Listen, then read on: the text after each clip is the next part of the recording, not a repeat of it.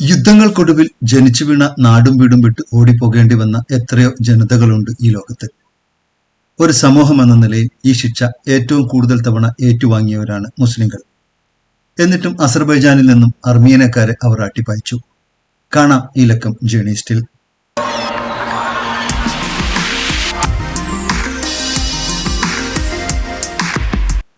വിനോദസഞ്ചാരത്തിന്റെ പരിധിയിൽ ആരും സാധാരണഗതിയിൽ പരിഗണിക്കാത്ത ഒരു പട്ടണത്തിലേക്കാണ് എന്റെ ഈ യാത്ര.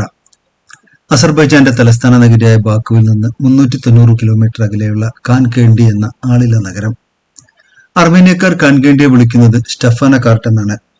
അർസാക്ക് എന്ന പേരിൽ അസർബൈജാന്റെ ഉള്ളിൽ അവർ സ്ഥാപിച്ച പുതിയ രാജ്യത്തിന്റെ തലസ്ഥാന നഗരിയായിരുന്നു സ്റ്റഫാന കാർട്ട്. അസർബൈജാനിൽ എത്തുന്ന എല്ലാ ടൂറിസ്റ്റുകൾക്കും ഈ പട്ടണത്തിലേക്ക് പോകാനാവുന്ന സാഹചര്യം ഈ എപ്പിസോഡ് പ്രസിദ്ധീകരിക്കുന്ന 2024 ഡിസംബർ വരെയും രൂപപ്പെട്ടിട്ടില്ല. ഗവർണറുടെ ഓഫീസിൽ നിന്നും പ്രത്യേകം അനുമതി വാങ്ങി വേണം കാൻകേണ്ടിയിലേക്ക് കടക്കാൻ.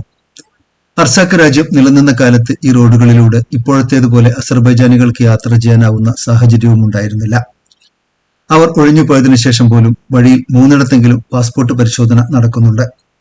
ഭൂമിശാസ്ത്രപരമായി അസർബൈജാന്റെ അതിർത്തികൾക്കുള്ളിലാണെങ്കിലും 3 പതിറ്റാണ്ട് കാലം അർമേനിയയുടെ ഭരണത്തിന് കീഴിലുള്ള പ്രദേശമായിരുന്നു ഇത്. അതിനു മുമ്പുള്ള കാലത്ത് സോവിയറ്റ് യൂണിയനായിരുന്നു കാൻകേണ്ടിയുടെ നിയന്ത്രണം. 2023 യുദ്ധത്തിനൊടുവിലാണ് അർമേനിയയിൽ നിന്നും അസർബൈജാൻ ഈ നഗരം തിരിച്ചുപിടിച്ചത്.